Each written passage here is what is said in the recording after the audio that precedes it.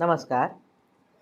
आज आपण श्रीमद भगवद्गीतेतील 12व्या अध्यायातील दुसरा श्लोक पाहू. श्री भगवानुवाच मय्यावेश्य मनो ये मां नित्ययुक्ता उपासते श्रद्धया परयोपेतास्ते मे युक्ततमा मताः. हा आता मी श्लोक म्हटला. आता या श्लोकातील संधी आणि अनुस्वार यांचे कसे उच्चार करायचे ते आता आपण समजून घेऊ. मय्यावेश्य मनो ये मान, नचा अर्धा उच्चार करायचा, माम असा उच्चार करायचा नाही. मनो ये मान न. त्यानंतर श्रद्धया परयोपेताः, त्याच्यामध्ये सचा उच्चार करायचा आहे. श्रद्धया परयोपेतास असा अर्धा सचा उच्चार आपल्याला ऐकू आला पाहिजे. आणि शेवटी मताहा असा शब्द आहे. ते मे युक्ततमा मताहा, तो ता कळला पाहिजे. विसर्गाच्या आधी ता आहे.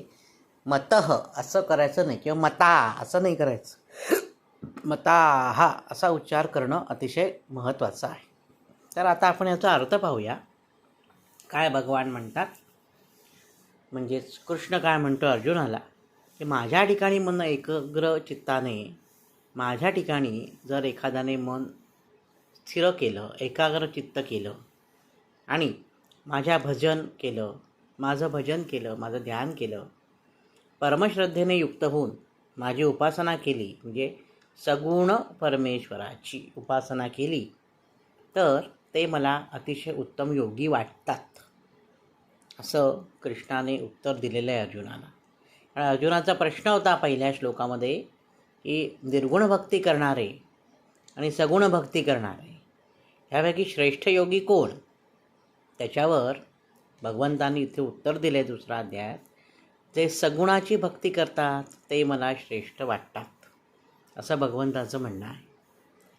आणि महत्त्वाची गोष्ट म्हणजे भगवंतांनी इथे 3 अटी सांगितलेल्या आहेत. पहा, की मनाची संपूर्ण एकाग्रता, निरंतर उपासना आणि श्रद्धा, या 3 गोष्टी ज्याच्याकडे आहेत तो मला अतिशय प्रिय आहे. आणि जो माझी सगुण रूपात उपासना करतो, माझ्या प्रतिमेची, माझ्या मूर्तीची उपासना करतो, तो मला अतिशय प्रिय आहे.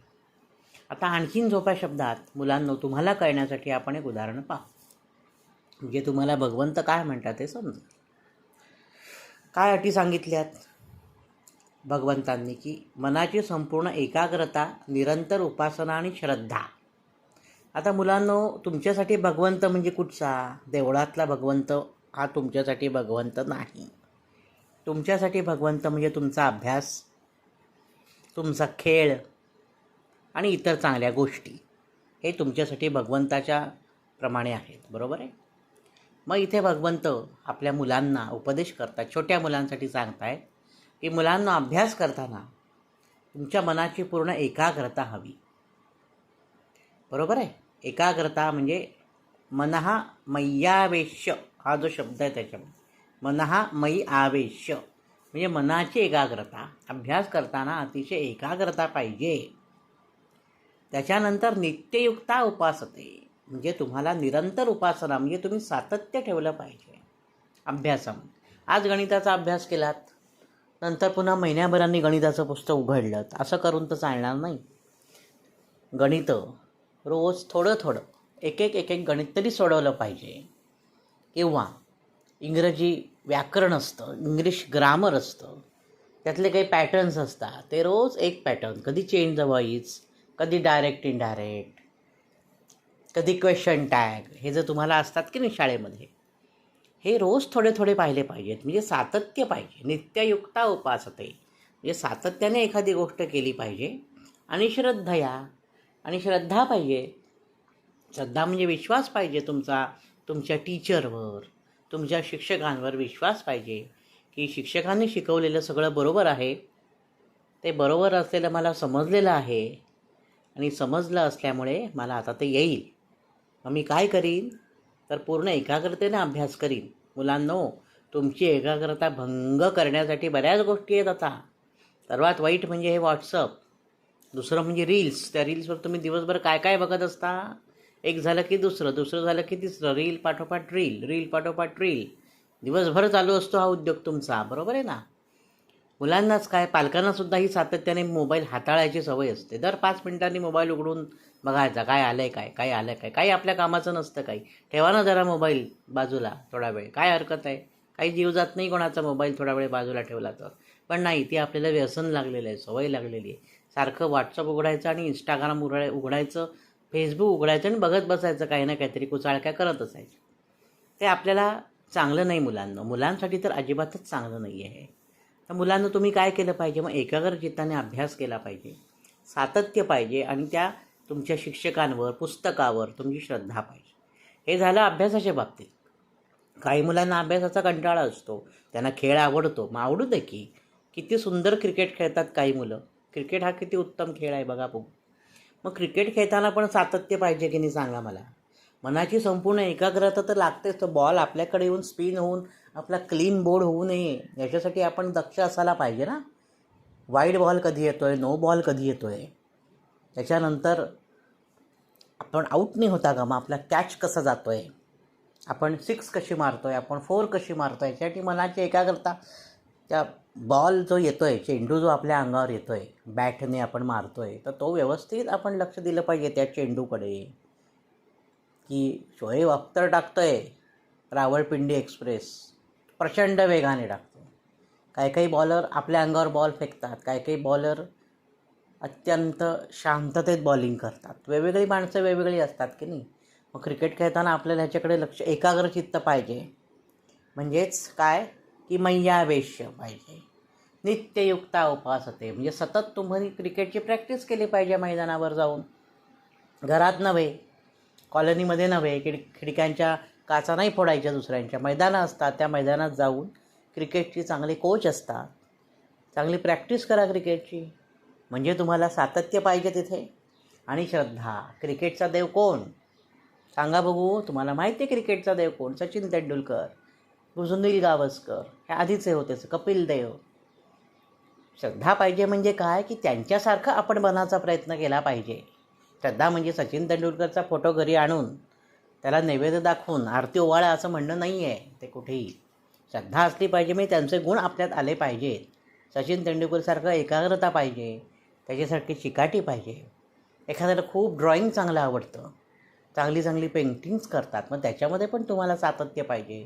उत्तम उत्तम पेंटिंग आपण प्रदर्शनाला गेलं पाहिजे, त्या वाचल्या पाहिजेत. कसं पेंटिंग करतात, त्याच्यामागे काय भाव आहेत पेंटिंगच्या मागे, चित्रकला आहे, ड्रॉइंग आहे, अशी जी कुठलीही कला. गायन क्षेत्र आहे, त्याच्यात तर खूप काही बोलण्यासारखं आहे, सांगण्यासारखं आहे. गायन क्षेत्रात पण प्रचंड एकाग्रता पाहिजे. सूर तुमचा नीट लागतो आहे की नाही, तुमचं सातत्य पाहिजे. आणि गायन क्षेत्रातील जे दिग्गज मंडळी आहेत त्यांच्यावर श्रद्धा पाहिजे. म्हणजे त्यांच्यासारखं आपल्याला गाता केव्हा येईल, ज्याचा ध्यास पाहिजे, तर आपल्याला भगवंत प्राप्त होईल. बरोबर आहे की नाही? भगवंत म्हणजे काय? हे 4 हात असलेला माणूस देव नव्हे. 4 हात असलेला देव भगवंत इथे अभिप्रेतच नाही आहे कृष्णाला. गीता ही सर्वव्यापी आहे मुलांनो. ही सर्व प्रकारच्या, सर्व समाजातील, सर्व स्तरातील लोकांसाठी सांगितलेली आहे. आणि त्याचा अर्थ मुलांनो असा घ्यायचा, आपण अभ्यासात एकाग्रता पाहिजे, आपली खेळात एकाग्रता पाहिजे, तर तुम्हाला चांगले मार्क मिळतील, म्हणजे भगवंत मिळेल. तुम्ही खेळात मोठे चॅम्पियन व्हाल, म्हणजे तुम्हाला भगवंताची प्राप्त होईल. तुम्ही चांगले गायक व्हाल, मोठ्या स्टेजवर मान सन्मान मिळेल. सुराची साधना ईश्वराची साधना म्हणतात, म्हणजे तुम्हाला भगवंत प्राप्त होईल. ते सर्व भगवंताला प्रिय आहेत असं ह्या कृष्णाचं म्हणणं आहे. आला का लक्षात तुम्हाला श्लोकांचा अर्थ? ह्या काय सांगायचं आहे ते? गीता ही मुलांना अतिशय सोपी आहे. ती अशी सोप्या पद्धतीने मुलांना समजेल अशा भाषेत सांगितली तर ती अतिशय सोपी आहे. आणि आपण ती आपल्या रोजच्या आयुष्यात, रोजच्या वागण्यात आपण ती आचरणात आणू शकतो. प्रयत्न केला तर सर्व काही शक्य आहे, बरं का? तर मग आता मी हा श्लोक पुन्हा एकदा म्हणतो. हा श्लोक सगळ्यांनी पाठ करायचा आहे. हे सगळे श्लोक, पुढचे जे 20 श्लोक आहेत ते सगळ्यांनी पाठ करायचे आहेत. आणि सर्वात शेवटी मला प्रत्येकाने ऑडिओ पाठवायचा आहे, आपल्या आवाजात रेकॉर्ड करून. कशा प्रकारे म्हणतायत ते मला बघायचं आहे, कळलं? तर शेवटचा श्लोक मी पुन्हा एकदा म्हणतो. श्रीभगवानुवाच मय्यावेश्य मनो ये मां नित्ययुक्ता उपासते श्रद्धया परयोपेतास्ते मे युक्ततमा मताः. आजच्या भागात मी इथेच थांबतो. तुम्हाला हा व्हिडिओ आवडला असेल तर तुमच्या मित्रमैत्रिणींना जरूर पाठवा.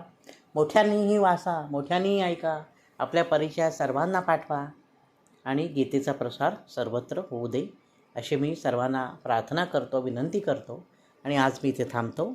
श्रीकृष्णार्पणमस्तू.